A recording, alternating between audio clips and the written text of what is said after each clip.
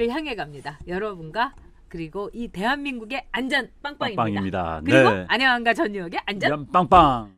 자, 그러면 우리가 세 번째 주제로 가도록 해야 되겠습니다. 네. 자, 국제인권법 판사의 쇼킹 출세법. 와, 세상에 이런 신데렐라는 없죠. 자, 호박마차 타고 네. 그냥 문재인 파리에 이제 들어갑니다. 네. 자, 법도 절차도 무시됐다. 시작하겠습니다. 대단한 분이에요. 아, 저 놀랬어요. 이제 저도- 판사들도 다 놀랬대요. 네, 판사들도 네. 아니 이제 네. 국제인권법 판사들마저도 말이 네. 많습니다. 네. 말 많을 수밖에 없는 게 네. 이제 판사를 하다가 사실 검사들은요 이제 그동안 네. 검사들은 이제 청와대 민정수석실에 많이 행정관으로 가고 갑니다. 그럼 사표를 내고 가요. 그러다 이제 복귀를 하는 게 어느 관례화돼 있어요. 그런데 이제 그건 우리가 이제 안 되지만은 네. 100배 양보하면 검찰은 행정부 소속 공무원입니다. 준사법기관이라고 하지만 어찌됐든 행정부 소속 공무원이에요. 근데 판사는 청와대는 행정부입니다. 판사는 사법부예요. 사법부의 판사가 행정부의 공무원으로 간다는 것은 타당치 않습니다. 부하부를 이동하는 건데. 그런데 사표 내고 뭐 3일 만인가요? 뭐 사표 내고 딱 청와대 비서관으로 갑니다. 그런데 이제 전력이 국제인권법 아시죠? 현 그 대법원장 이하의 지금 대법원을 꽉 장악하고 있는 법원을 장악하고 있는 거기에 간사 출신이라고 그럽니다. 그러니까 이제 그쪽 색채가 아주 빨간 뭐 그런 사람이었겠죠. 그런데 이번에는 이제 법제처장으로 짠 영전을 했습니다. 비서관은 1급입니다. 법제처장은 차관급입니다. 그런데 기수가요. 이 법조인들은 기수를 굉장히 따집니다. 왜 따질 수밖에 없는 게 그게 이제 경륜이 어느 정도 있거든요. 그런데 연수원 29기 현재 이제 같은 법무부 차관이 그 사람보다 20기니까 9년 선배, 그러니까 9년 후배. 그러니까 까마득한 겁니다. 법원들 같은 경우는 고법 부장판사가 차관급입니다. 그런데 이 사람은 지방법원 부장판사 한 지 얼마 안 되는 거 나와가지고 지금 갑자기 된 거예요. 그러니까 법조 내에서도 참 출세하기 쉽네, 거참 이렇게 돼버린 겁니다. 네. 문제는 이런 사람을 왜 그렇게 인사를 하는 겁니까? 이 사람도 문제지만 난 인사권자 대통령이 잘못했다고 생각합니다. 네. 네. 제이김님께서 정말 문재인 하는 대로 그대로 놔두면 이 나라 망할 거다. 헨리 순대님 역시 처음 보는 나라를 보여주고 있네요. 네, 그렇죠. 처음 보는 나라입니다. 네, 김우준님도 너무 기가 막힌 이 현실을 말씀을 해주셨습니다. 그런데 제가 볼 때는 무슨 근자감이 진짜 있어서 이런 식으로 인사를 절차도 법도 이걸 다 무시하고 하는가. 네. 제가 보기에는 근자감이라기보다는 굉장히 초조해서 그런 것 같습니다. 지금 이미 밀리고 있다. 그다음에 민심이 떠나가고 있다. 이렇기 때문에 얘네들이 와, 이거 큰일 났는데 지금 막 우리가 어떻게든지 할 거 지금 빨리빨리 해야 될 것 같다. 이런 초조감, 불안 초조가 있어서 그렇다. 저는 이렇게 봅니다. 네. 뭐 신데렐라 이 출세가 아니라 이 판사들조차도 이건 코드 출세다. 이렇게 얘기를 했다는 거 아닙니까? 네. 그러니까 지금 저는요.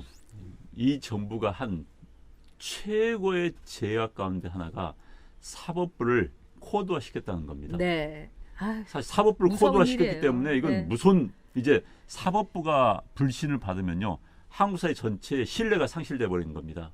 사실 사법부는요. 여러분 잘 아시겠지만은 우리 사회 어물처리반입니다.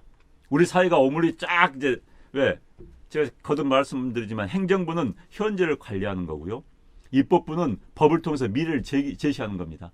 그리고 사법부는 과거를 정리하는 집단이에요. 그러면 이제 각종 소송, 각종 뭐 이런 것은 과거의 일입니다. 과거 일을 가지고 사법부가 정리를 해주는 거예요.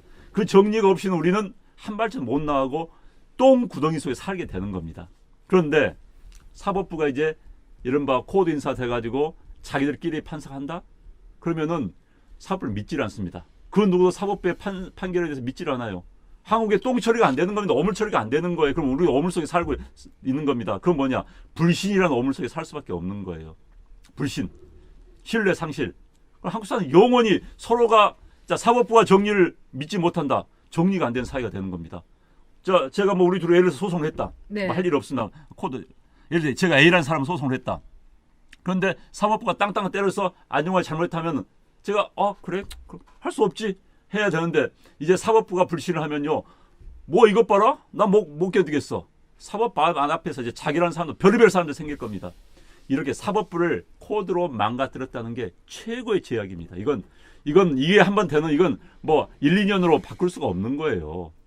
사법부가 국민들로부터 신뢰를 상실하게 만드는 것은 이 정부 운영에서 최고의 죄악입니다. 네. 참 보면은요, 이 기생충이란 영화 얘기도 이것도 어디까지나 진영의 논리로 하면서 방송에서 52시간제를 뭐 했다. 이래서 문재인 정권이 너무너무 잘하고 있다. 뭐 이런 식으로 이제 몰아가고 있는 이런 방송 현실입니다. 근데 또 하나는 제가 보기에는 이 재벌들도요, 거의 진영으로 이렇게 나눠진 것 같아요. 저 오늘 그 글이 쫙 올라와서 그러는데 어저께 여성들에게 최고의 화제글이 뭐였냐? 이번 정권에 가장 이렇게 협조를 적극적으로 하고 있다는 최태원 SK 회장이 뭐라고 했냐면, 나와 아주 다른 반대인 사람을 만나서 사회적 기업을 하게 됐다. 뭐 이런 말을 한 거예요. 그래서 지금 이제 같이 살고 있는 이제 자신의 이제 그 동거인에 대해서 이렇게 얘기를 한 거예요.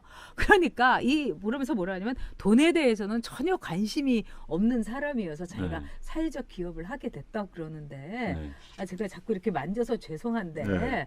아니 최태원 회장하고 만나면서 돈에 대해서 관심이 하나도 없으면은 최태원 회장을 만났다는 것 자체가 돈에 관심 있는 거 아닙니까?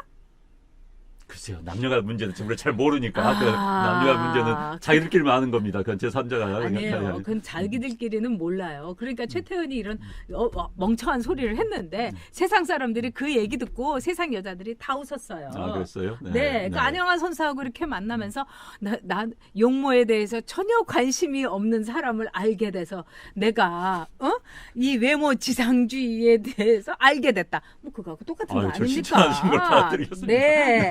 자, 그러면서 문재인 대통령이 기생충 얘기를 하면서 또 보고서 울게 되겠죠. 근데 지금 뭐 기생충, 뭐 최태원 얘기 너무너무 이게 웃긴데 이런 식으로 국민들을 우롱하는 게 저는 이번에 김형원의 말하자면은 이 벼락 출세에도 네. 저는 똑같은 말하자면은 코미디라고 생각합니다. 네.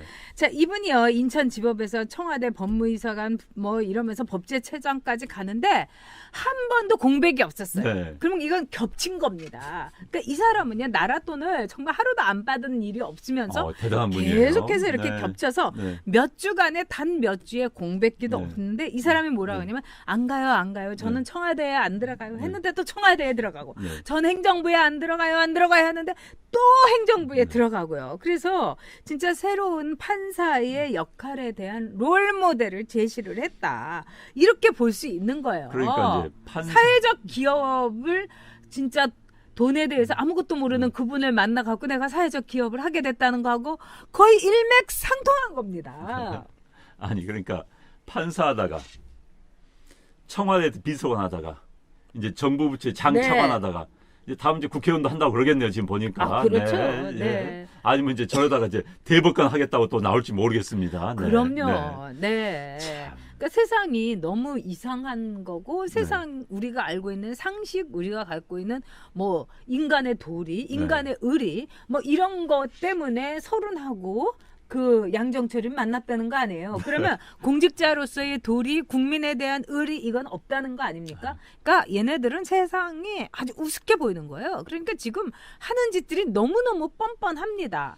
자, 자유와 질서님께서 맞아요. 우리 자유도 없고 질서도 없는 세상입니다. 그럼요. 그러시면서 환율 조사 대상국 미일 정상 한국 폭로 주가지수 빠지고 환율 또 오르네요. 환율이 지금 많이 올랐다고 그러네요. 기가 네. 막혀요. 안전 빵빵이 국민들 함께 저희가 개몽을 받고 있습니다. 네, 이렇게 네, 함께 네. 하면서 네. 네 응원합니다. 네. 네 자유와 정말 그 질서님 우리나라 정말 오영근님께 큰일이에요. 뭘 네. 주셨네요. 김선홍님 이름으로 입금을 했다. 아. 모임 마감되었나요? 아, 네. 김 어디 네? 김선홍님 이름으로 아, 오영근님께서 오형근님이 김선옥 님으로 네. 입금을 했다. 제가 한번 확인하겠습니다. 네. 어저께 하시지 않았나요? 네, 어디 네. 하셨답니다. 네, 그러면은 연락처를 지금 이제 저희 감독님이 올려드릴 거예요. 좀 이따가 그러면 그 연락처에다가 이제 전화번호를 주셔도 좋고요. 그다음에 네. 메일을 주시면은 제가 오시는 장소 알려드리도록 하겠습니다. 네. 참 이제 뭐 환율 인상승이까지 네. 많이 됐다는데 참 걱정입니다. 환율 상승이라는 것은 결국은 그날의 돈 가치는 그날의 경제력의 가치를 보여주는 겁니다. 그렇죠. 우리의 국제사회에서 우리의 경제력의 가치가 떨어지고 있다. 급격히 떨어지고 있다. 이걸 보여준 건데 환율 상승 엄청 했다는 참 걱정입니다. 오늘 얼마가 됐나요? 저희 그러니까요. 들어오기 전에 네네. 준비하느라고 못 봤는데 네. 1,350원 이상 오를 것 같음? 근데 그 얘기 있었어요. 그래서 정님처럼 뭐라고 하냐면 한 뭐 1,193원인데 1,250까지는 393원까지 올랐다고 그러니까 그러네요. 1,250까지 가면요. 우리나라 정말 수출 이거는 엄청난 문제가 있습니다. 근데 지금 정부에서는 박앤세일을 해가지고 상품값을 싸게 해갖고 수출량을 늘리라는 건데 우리 수입에서의 말하자면 적자라는 건 엄청나게 올라가는 겁니다. 그러니까 와 1,295원, 1,300까지는 충분히 갈 거고 은행에서는 1,350을 얘기하더라고요. 그런데 제가 사는 동네에 은행의 부지점장이라는 사람이 있는데 이 사람이 우리가 아는 은행에 우리가 아는 은행 아시죠? 거기에 부지점장인데 이분이 문재인 대통령이 너무너무 잘하고 있어가지고 지금 환율도 올라가는 거라고 얘기를 하고 뭐 부동산도 뭐 막는 거라고 얘기를 해서 그분한테 상담했던 사람이 은행에서는 대출을 많이 일으켜야 되지 않습니까? 정말 이 은행하고 하기가 싫어갖고 우리가 아는 은행하고 하기 싫어갖고 그냥 나왔다는 거예요. 그래서 그분이 아는 사람마다 우리가 아는 은행이 이렇게 문바들이 많다고 막 얘기를 했다는 거 아닙니까? 네. 특히 이제 우리 환율 문제는요. 네. 우리가 지금 환율 가치 쭉쭉 떨어지고 있지요. 네. 그런데 이제 환율 조작국으로 미국이 지정을 우리는 사실 정부가 지금 개입을 안 하고 있습니다. 그런데 이제 뭐 우리 경제력이 떨어지니까 그 환율 가치가 쭉 떨어지고 있는 거예요. 그런데 이제 만약에 미국이 우리 정부가 이제 환율 떨어지는 걸 막기 위해서 개입하는 순간 미국이 환율 조작국으로 지정을 할 수도 있습니다. 그래서 정부가 지금 아주 꼼짝 못하는 상황인데 이대로 갔다면 참 걱정입니다. 네. 우리 기업들이 우리나라가 수출로만 먹고 사는 게 아니라 네. 우리는 가공 국가입니다. 수입해가지고 그것을 가공해서 파는 나라예요.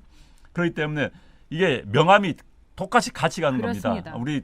우리가 뭐하면 뭐 수출 단가가 떨어지기 때문에 우리한테 유리하다 꼭 그건 아니고요. 특히 이제 중국과의 관련 생각은 본다면 우리가 굉장히 손해 본 부분이 많습니다. 네.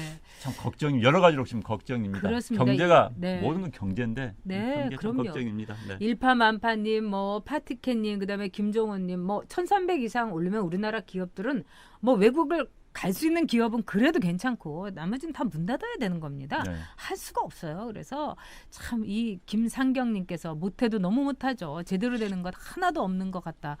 정말 어떻게 보면요, 막 자다가도 화가 나갖고 옆에 있으면요, 그냥 걷어차 발길질 해주고 싶어요. 걷어차주고 싶어요. 그러니까 네. 이제 손성일이 우리나라 수출을 점점점 해주셨는데 무슨 의도인지 아시겠습니다만은 네. 아까 말씀드린 것처럼 수출에는 유리할지 모르지만은 수출하기 위해서 상당 우리는 수입을 합니다. 수입을 하기 때문에 우리는 중간재 수입에서 가공해서 수출하는 나라 아닙니까? 그래서 네. 우리 굉장히 불리한 부분도 많이 있습니다. 그렇습니다. 아까 손성희 님이 물어주신 거 맞습니다. 네. 자, 꼴통령 문재인님께서 데일리안의 그 꼴통령 국정지지율 잘한다 44%, 못한다 50.8, 경제는 개판인데 사실 이게 맞는 것 같은데 지금 아무리 이 문바들이 난리를 쳐도요, 진짜 못한다가 월등히 맞지 맞는데 않습니까? 아까 이제 우리 여론조사가 이제 지난번 말씀 응답률의 문제, 그러니까 표본의 문제가 분명히 있습니다. 우리나라 여론조사의 응답률은 현재 미국시로 따진다면은 평균 한 3-4%밖에 안 돼요. 네. 미국은 거의 한 3배는 9% 이상 됩니다. 그렇기 때문에 이 낮은 응답률은 결국은 열성 지지자들만 전화를 응답을 하는 겁니다. 그다음에 현재 상황에서는 대통령 지지자들이 고개를 내밀고 다니는 세상이기 때문에 그렇기 때문에 현재 대통령 지지율에 관한 것은 우리가 믿을 수도 없다. 이게 전문가들의 이야기입니다. 트렌드는 볼 수가 있어요. 그렇죠. 트렌드는. 그러나 이 자체가 44%? 그럼 저는 별로 믿기지 않습니다. 상당 부분이 더 감해야지 정상이지 않을까 싶습니다. 네, ODS 일리아스님, 아디오스님, 한민국님 뭐 다 맞는 말씀입니다. 어저께 제가 이제 호프집을 2차로 갔었거든요. 근데 거기 그 사장님이 학교 선생님 하다가 이제 은퇴하시고 호프집을 하시는 분이에요. 근데 그분이 뭐라 그러냐면 나이는 좀 드셨어요. 정말 손님이 딱 절반 줄고 그래요? 손님들이 와서 안주도 안 시키고요. 맥주만 마시고 가신다는 거예요. 그것도 딱 한 잔만, 입만 축이고. 그래서 이 가게를 그러니까 저희 거기 밖에 없었어요. 그러니까 또 저랑 같이 마시던 분이 일부러 이제 닭튀김도 시켜주시고 그 사장님 너무 가슴 아프고 네. 근데 참 큰일입니다.